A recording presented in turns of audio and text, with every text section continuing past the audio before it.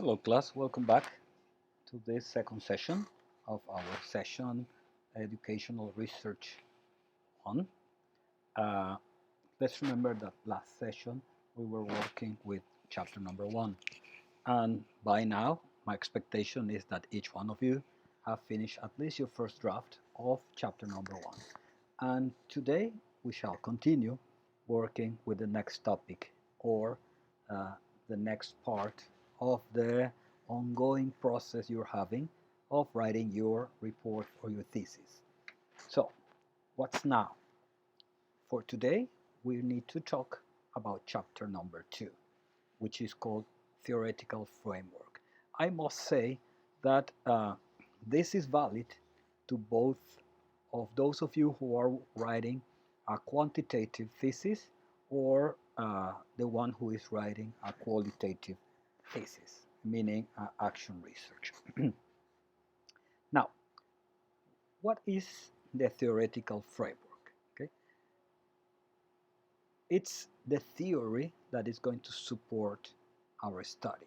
Okay, the theoretical framework, as it is stated here, must present a deep insight of the theory that is going to support your study, your thesis, your research. Okay, for formal purposes, the chapter must begin with an introductory paragraph. In this introductory paragraph, okay, you need to include and to mention for ahead the topics that you will be developing during the chapter. Okay, this part, this paragraph, must not exceed more than 10 lines. Okay, it's not necessary to write it in the beginning of the chapter. I mean, when you are start writing your chapter, okay, you can finish until the end when you finish writing, developing all the elements, topics, subtopics, and so on of the chapter, and at the end, okay, for the formal document, you include this paragraph. But keep it in mind, okay? Don't forget about that, because it's mandatory to include that introductory paragraph in the beginning of the chapter. Now, the most important topics that you must include, make sure you don't miss it, okay? Are the theoretical framework, the theoretical support for both the variables you are working with and the indicators of each one of the variables. This is essential that you keep in mind that both variables and indicators should have a proper theoretical support in your chapter number 2. But there is another part which is important, okay? And I mean very important, maybe not as important as the theoretical support for the variables and indicators, but it's pretty much important, as I just mentioned here, and it is the legal framework. Okay? Now, what should we include in a chapter number 2? Okay? Well, let's talk a little bit before regarding the legal framework. What should we understand by legal framework? Okay, legal framework is going to be all documents that are legal, okay, which can be laws, okay, uh, articles of our constitution, okay, that are going to be supporting the importance of developing this research, given that we are doing research in education, okay. For example, we're talking about including artículo tercero constitucional, okay, maybe Ley General de Educación, okay, different laws and regulations that have that legal support for the educational issues, okay. You can include documents such as Ley del UCICAM or perfiles profesionales, criterios e indicadores, okay. I just noticed that an S is missing at the end, okay. That kind of documents, okay. Also, if you can find something that adds, for example, okay, marco curricular común, educación media superior, or something legal, some, how do we call it? Acuerdo secretarial, okay, which is going to be giving like the basis for the support of a law or anything like that, okay. Also, another legal document that should be included, okay, it's the syllabus of the level you are working with. Why the syllabus? Okay, because the syllabus is the official syllabus, plan de estudios, programas de estudios, okay, because that is going to be like the legal support of what teachers are doing at school. At least that is what it should be supposed to be mandatory for the teachers to perform in the classroom. Okay, that's why it's important to include the syllabus. In other words, okay, in this first topic, which should be called legal framework, we are going to be giving this framework, okay, for all the legal documents that are going to give us like meaning for performing an educational research. Okay, now it's not just copying and paste. I'm going to talk about that in a while, uh, but I'm going to mention it right now. Okay, it's not only to find the artículo tercero constitucional, copy and paste it all as it is. Okay, you should have uh, like you should be linking, okay, the information with your own words, and you need to be explaining the reason why you consider including that document in your legal framework. For example, okay, let's talk about artículo tercero constitucional. You can say that artículo tercero states that the education that students receive in schools in Mexico should be of an excellence purpose, okay? That is stated in Artículo Tercero. It includes the specific word excellence, an education of excellence, okay? So when you mention that, you should also mention why by performing, sorry, this research, you try to have like clarity if this is intended or not, or this is achieved or not, sorry, okay. For example, I'm going to mention as an example, let's suppose you say, okay, according to artículo tercero constitucional, in Mexico the education that students receive in the classroom should be an education of excellence, okay. So, in order to be able to achieve this excellence in education, it's important for the students to learn a second language, English specifically, okay, in order to be able to reach all the updating information regarding science, okay, that it's generating every day in the world, given that English is the way because it's the lingua franca. Okay, so that would be like an example on how to link whatever it's mentioned in any law, okay, to why it's important to relate it with our own research, okay.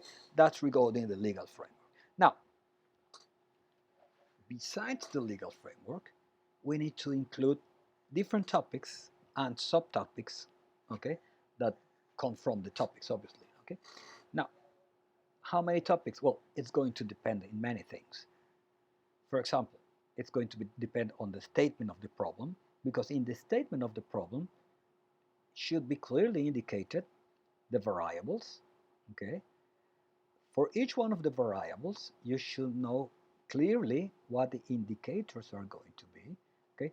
And even when we're talking about the population, it's important to consider the population we are trying to reach. I'm going to try to give you an example so it can be clear, okay? Let's take this statement of the problem as an example. What's the effect of using the TPR approach in second grade students at elementary school, Centenario del Ejército Mexicano, as a strategy to increase English vocabulary acquisition in Mérida, Yucatan in the school year 2021, okay? Now, what topics should I include? First of all, you need to include a topic of why it's important to teach English as a foreign language, because you are going to be studying Okay, you're going to be doing a research about teaching English to students. Okay, also you identify that you're going to use an approach. So you need to have a topic about different methods and approach for teaching English. Okay? Oh, but you are focusing on the TPR. Okay, you should have a topic that is going to explain in depth the TPR method. Also, you are working with students from second grade in an elementary school. Oh, it means you need to open a topic regarding how to teach English to young learners. Why? Because they're young learners. They're an elementary, okay, and they're second grade. They're very young. Okay? Also, in the statement of the problem, you want to use TPR in order to measure if it increases or not the English vocabulary acquisition. So you need to open a topic about teaching vocabulary. But you're going to be assessing the vocabulary. So you need to open another topic regarding assessing English, but also more specific, assessing vocabulary. So if you can see, the number of topics is going to depend a lot on all the things you're going to cover in your research. Okay, it's not just including things for including. Okay, but it should be focused on giving this framework, giving this foundation, theoretical foundation to your research. That's the importance of including all these topics and subtopics. It's very important, though, that every single topic you open should have theoretical support. Okay? In other words, every single topic and or subtopic should have quotes from different authors in every single case. Okay? What is it expected? Well, it is expected for you to write your own text. Okay? Write it yourself, as I just said here. Okay?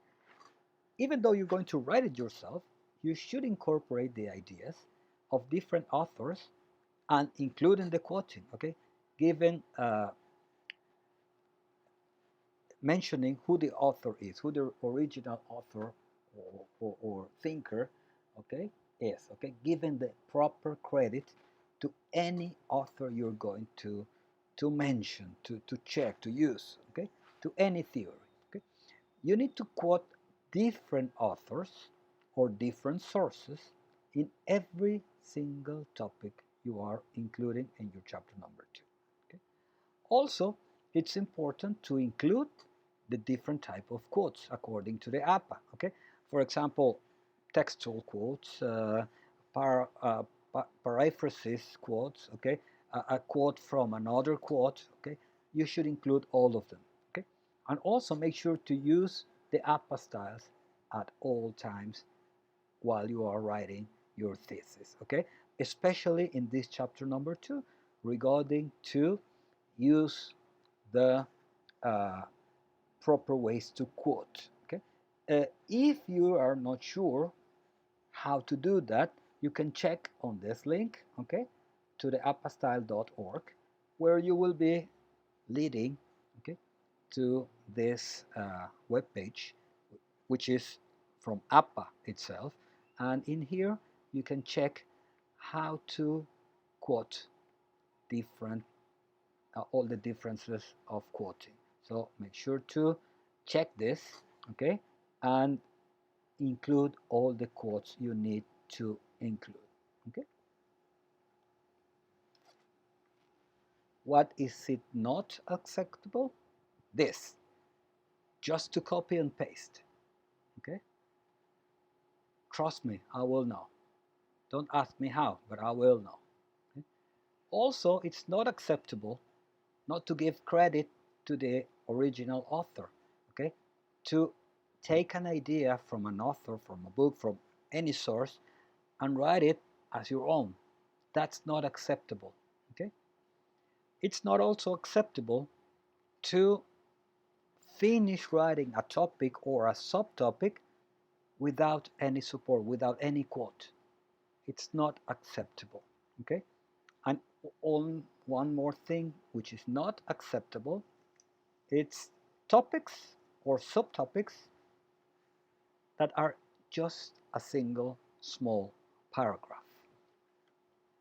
Remember, okay, this is the theoretical support of your thesis, from a master's. Okay, this is not a high school assignment, meaning you should enrich your theoretical framework as much as possible. Okay, this is not just summarizing the topics. Okay, I am not expecting to have an abstract of 7 or 8 pages. Okay, obviously I am not expecting 200 pages, but 30, 40, 50 pages for a thesis, that's not uh, that's not bad. Okay, now for this weekend, what are we going to be doing for this weekend? Okay, we were going to have individual tutoring. Okay, you know that Saturday morning we are not going to be attending to class because we'll be attending to the Mestizo convention. Okay, but we'll be working together again at Saturday evening, okay, and Sunday morning. In difference to last month when we had more time, in this moment we will be devoting only 30 minutes for each one of you. Okay, and I will be organizing the the, the timetable, the schedules, okay? And I will be sending the schedules to you through the group. Okay? And well, I hope that this video will lead you clarify to what is going to be doing for the next weeks, what the expectation is, and my personal expectation is for you to have at least your first draft on this chapter number 2. It's going to in order to achieve this, you need to be aware that it's very time consuming. Okay, you need to devote a lot of time for reading, finding the information, reading, make sure it's useful for the purposes of your research, and include it or eliminate it. Okay, but it's going to be like this for this weekend. Okay, remember, if you have any kind of question or doubt, text me. Okay, and we will be in touch.